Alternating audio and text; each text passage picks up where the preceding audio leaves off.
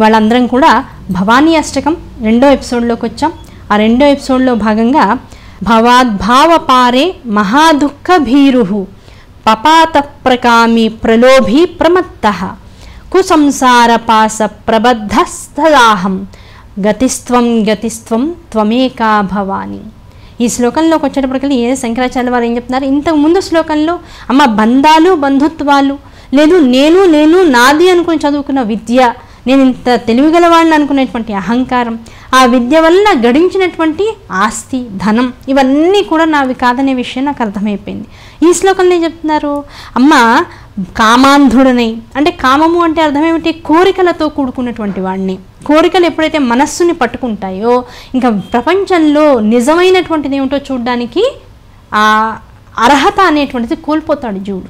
So కామము వలన అంధత్వం అనేటువంటిది వస్తుంది. కనుక కామము అనేటువంటి కోరికలలో నేను కూరుకుపోయి అంధుణ్ణైపోయాను, ఇంకేమీ కనపడలా. నిజమైనటువంటి నీ స్వరూపం ఎదురుకుండా ఉండి ప్రకృతిగా నన్ను అలరిస్తున్నా ఆ ప్రకృతి నీవి అనేటువంటి స్థితి నుంచి నేను బయటికి అంధకారంలోకి వెళ్ళిపోయా. అంధకారంలోకి వెళ్ళి అంధుణ్ణైపోయా. అంధుణ్ణైపోవడం వల్ల ఏమైంది, కోరికలలో నాకు ఇంకా కన్ను మిన్ను ఎరగకుండా జీవితాన్ని గడిపేస్తూ ఉన్నాను. అలాగే రెండోది ఏమిటి, లోభినైనాను. లోభి అంటే అర్థం ఏమిటి, ఇది నాదే, నాకు మాత్రమే ఉండాలి, మరెవరూ దీనివల్ల సుఖపడడానికి అవకాశం లేదు, నాకున్నది బయటికి వెళ్ళడానికి అవకాశం లేదు, ఎవరిదైనా సరే నాదిగా మారేటువంటి విషయంలో నా దగ్గరకు వస్తే చాలు. అది లోభత్వం అంటే. నేను రూపాయి ఖర్చు పెట్టను, అదేదో సామెత కూడా చెప్తూ ఉంటారు పెద్దవాళ్ళు, కుండలో అన్నం కుండలోనే ఉండాలి, పిల్లవాడు మాత్రం దుక్కలా తయారవ్వాలంటూ ఉంటారు. అలా లోభత్వం అనేటువంటిది ఏం చేస్తుంది అంటే మన దగ్గర ఉన్నదాన్ని ఎవరికి పంచనివ్వదు. పంచకుండానే ప్రపంచంలో పేరు ప్రతిష్టలు కావాలి, అలాగే నాకున్నటువంటి పుణ్యం పెరగాలి, ఇలా రకరకాల కోరికలతోనూ ఆశలతోనూ ఉండిపోతూ ఉంటాడు. అలాంటి వాడు లోభిగా ప్రకటింపబడుతూ ఉంటాడు. అటువంటి లోభిగా ఉన్నాను. అలాగే మత్తుడనే ఉన్నాను. మదమత్తము అంటారు. మదమత్తము అంటే అర్థం ఏమిటి, అహంకారము వల్ల వచ్చినటువంటి విశేషమైనటువంటి మాత్సర్యం. ఇది నాదే, నేను ఇంతే, నేను ఇలాగే ఉంటా, నేను ఇలాగే ఉంటా అనే దానిలో నన్ను ఎవరు ప్రశ్నించినా సరే నేను ఏమాత్రం భరించలేను. ఆ భరించలేకపోవడంతో పాటు ఇంకోటి ఏమిటి, నేను ఎవరినైనా వేలెత్తి చూపించగలను, నాకు ఆ శక్తి ఉంది, నాకు ఆ ధనం ఉంది, నాకు అలాంటి పొజిషన్ ఉంది. ఇలాంటివన్నీ కూడా మత్తము. ఆ మత్తుడనై ఉన్నానమ్మా నేను ఇన్నాళ్ళు కూడా. ప్రపంచంలో నేను చేసేటువంటి తప్పులు ఏమిటనేటువంటిది, నేను మాట్లాడే దానిలో తప్పులు ఎక్కడ ఉన్నాయనేటువంటిది నేను గ్రహించలేకపోతున్నా. ఎదుటివాళ్ళలో ఉండేటువంటి తప్పుల్ని మాత్రమే గ్రహిస్తూ వాళ్ళని వేలెత్తి చూపిస్తూ ఉన్నా. ప్రపంచంలో అందరినీ తప్పుపడుతూ ఉన్నా. చివరికి తప్పంతా ఎవరిది, నాదనేటువంటి విషయం నాకు అర్థమయ్యే రోజుకి ఏమైంది, నువ్వు తప్ప మరొక శరణాగతి లేకుండా ఉండిపోయాను తల్లి అని చెప్తున్నారు. సో కామాంధుడనై, లోభినై, మత్తుడనై. ఇంకో విషయం ఏం చెప్పారు, జన్మపాశబద్ధుడనై ఉన్నానమ్మా. జన్మపాశబద్ధం అంటే అర్థం ఏంటి, ఈ జన్మ వచ్చింది అంటే ఈ జన్మకి ముందు పుట్టడం, ఆ పుట్టడంతో పాటు ఇంకోటి ఏముంది, పాసము, యమపాసము. దీంతో పాటు అంటే ఒక క్షణం గడిచినప్పటి నుంచి ఇంకా మన వెంట మనం నడిచేది దేని వెంట అంటే మరణం వైపుకే. కనుక ఈ జన్మ పాసము అనేటువంటిది ఎలాంటిది, ఈ కర్మబంధములతో కూడుకున్నటువంటిది. జనన మరణం అనేటువంటి చట్టంలో జీవుని తిప్పుతూ ఉంటుంది. ఈ కర్మ తర్వాత ఈ కర్మ, ఈ కర్మ తర్వాత ఈ కర్మ. ఆ కర్మ నుంచి నువ్వేం తెలుసుకుంటున్నావు, పుణ్యాన్ని వెతుక్కునేటువంటి కర్మలైతే నేను ఇంత చేశాను, నేను అంత చేశాననే అహంకారం, ఇంత చాలే అనేటువంటి లోభత్వం. అలాగే ఈ జన్మపరంగా నేను ఎంతో సంపాదించాలనుకుంటే సంపాదించాలని ధర్మానుష్ఠాన్ని పక్కన పెట్టేసేసి పరిగెడుతూ ఉండడం. ఎంతవరకు పరిగెత్తడము అంటే ఇంకా జీవితం పడిపోయేదాకా పరిగెత్తుతూనే ఉండడం. ఇందులో వాడు అనుభవించేది ఎంత అంటే కర్మల్ని చేస్తూ, కర్మ వల్ల వచ్చినటువంటి ఫలితాలని ఆశిస్తూ, వాటిని అనుభవిస్తూ, కర్మరాహిత్యం అనేటువంటి స్థితి ఎరగకుండా ఈ జన్మపాశములో బద్ధుడైపోయి ఉన్నాడు. ఆ జన్మపాసంలో బద్ధుడం అయిపోయేటప్పటికి ఏమైపోయింది, చిట్ట చివరికి మరణశయ్య మీద పడుకోబెట్టిన రోజు బాధేసి దుఃఖంతో ఏడవాలన్నా సరే గొంతు గరగరే తప్ప, కళ్ళల్లోంచి నీళ్ళే తప్ప అసలు నువ్వు ఎందుకు బాధపడుతున్నావో ఎవరికి అర్థం కానటువంటి స్థితిలోకి వెళ్ళిపోతూ ఉంటాం. కనుక అమ్మ ఈ జన్మపాశం అనేటువంటిది ఉంది చూసావా, నేను చేసేటువంటి కర్మల వల్ల నన్ను పీడిస్తూ ఉంది. ఆ పీడ నుంచి కూడా నన్ను బయటపడేసేది నువ్వు ఒక్కదానివే. కనుక కామము నుంచి కానీ, లోభము నుంచి కానీ, అలాగే మత్తం అనేటువంటి ఒక అహంకారము నుంచి కానీ, దాంతోపాటు జన్మపాశ బద్ధుడనైనటువంటి నన్ను వీటన్నిటి నుంచి బయటపడేయాలంటే నువ్వు తప్ప మరొక శరణాగతి నాకు లేదు, నిన్ను నోరెత్తి పిలవడం తప్ప నాకు ఇంకో అవకాశం లేదు అనేటువంటి విషయం చెప్తూనే ఉన్నారు. భరించలేని దుఃఖముతో మిక్కిలి భయాన్వితుడనే ఉన్నానమ్మా ఈ జగత్తులో. భయాందోళనలతో భయాందోళనలతో అంటే అర్థం ఏమిటి? ఈ భయం, ఈ జగత్తు భయపెడుతూ ఉంటుంది. ఎవరో ఎక్కడో ట్రైన్ యాక్సిడెంట్లో చనిపోయారు, లేకపోతే కారు ఏదో బోల్తా కొట్టింది, లేకపోతే తిరుపతికి వెళ్తుంటే బస్సు లోయలో పడిపోయింది, లేకపోతే ఇంకేదో ఫలానా కరోనా, ఇంకేదో మహమ్మారి రోగం, లేకపోతే క్యాన్సర్, లేకపోతే దగ్గు, ఆ దగ్గు వల్ల వచ్చేటువంటి ఇంకో రకమైనటువంటి ఆస్మా వంటి రోగాలు, ఎలర్జీస్, అన్నీ నన్ను మరణం వైపుకే తీసుకువెళ్తున్నాయి.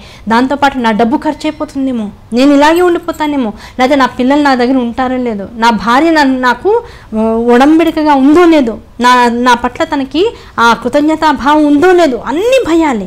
బంధాల పట్ల భయాలే, బంధుత్వాల పట్ల చాలా రకాలైనటువంటి డౌట్స్, మనసులో అసందర్భమైనటువంటి విషయాలతో ఆలోచనలు పెరిగిపోతూ ఉండడం. అలాగే నాకు ఉంటుందా లేదా, ఇది ఉందా లేదా 10 సార్లు వెతుక్కుంటూ ఉంటాడు. ఆ 10 సార్లు వెతుకుని ఉన్న చోటే ఉన్నదాన్ని మళ్ళీ తీసి మళ్ళీ పెడుతూ ఉంటాడు. ఇది ఉందా లేదా, ఎవరైనా కాజేశాడేమో అనేటువంటి ఒక భయం ఒక నీడలా వెంటాడుతూ ఉంటుంది.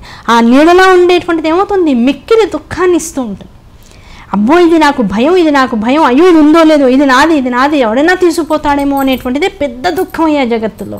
ఆ దుఃఖంతో ఏమైపోయింది, నేను చాలా భయంతో కూడుకుని పోయినటువంటి ఈ దుఃఖం నన్ను కుంగదీసేస్తుందమ్మా.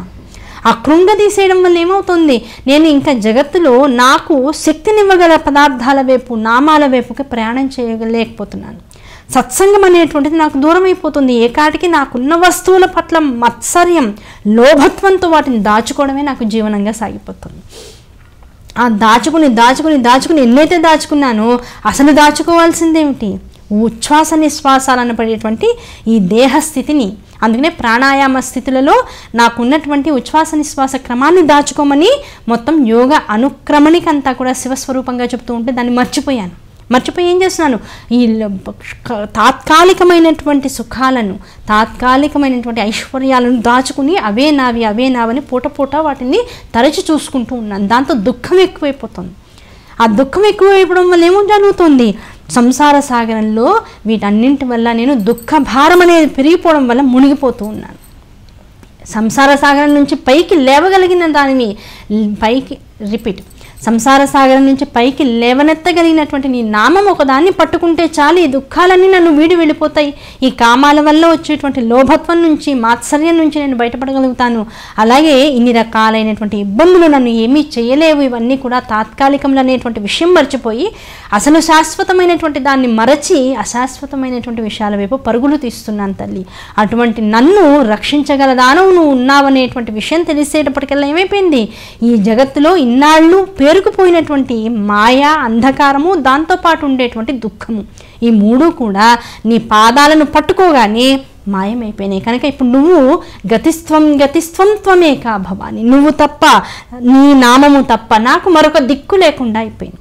కనుక తల్లి నువ్వే నాకు దిక్కు, కనుక నన్ను ఉద్ధరించు అని ఆ భవానీ యొక్క పాదాలను కన్నీటితో తడుపుతూ ఇంత స్తోత్రం చేస్తూ ఉన్నాం. కనుక ఎటువంటి కష్టమైన, ఇప్పుడు చూడండి ఇందులో లేని కష్టం లేదు.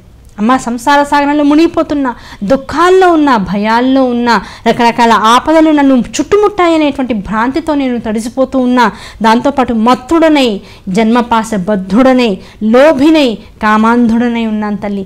ఇన్ని జరుగుతున్నా సరే నన్ను ఉద్ధరించగలదానవు, నన్ను ఒక గట్టి ఎక్కించగలిగిన దానవు, రక్షించగలిగిన దానవు నువ్వు ఒక్కదానివే, కనుక నీవే దిక్కు అని ఈ శ్లోకంలో చెప్తున్నారు. నిజంగా కష్టం వచ్చిన రోజున ఆ కష్టం ఏమిటో మనకే తెలుసు, ఎవ్వరూ అందుకోలేరు ఆ కష్టాన్ని, దాని యొక్క లోతుని గమనించలేరు ఎంత మనవాళ్ళైనా సరే. ఆ రోజున నిజంగా ఏమండి మాకు జీవితంలో ఇన్ని కష్టాలు ఉన్నాయి, తప్పకుండా ఈ భవానీ అష్టకాన్ని పట్టుకోండి.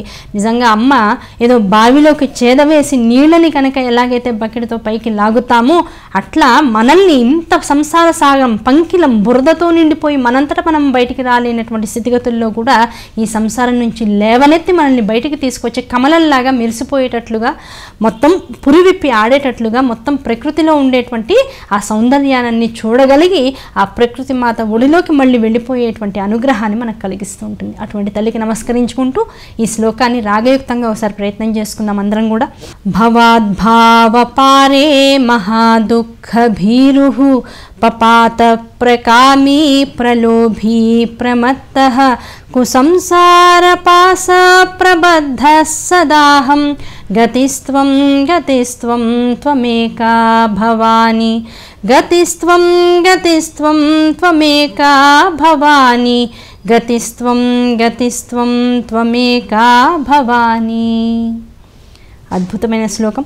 ఆ తల్లి పాదాలను పట్టుకునేటువంటి ప్రయత్నం చేసుకుంటూ వచ్చే ఎపిసోడ్లో మరో శ్లోకంతో మీ ముందుకు వస్తాం. అంతవరకు అందరికీ కూడా శ్రీమాత్రే నమః.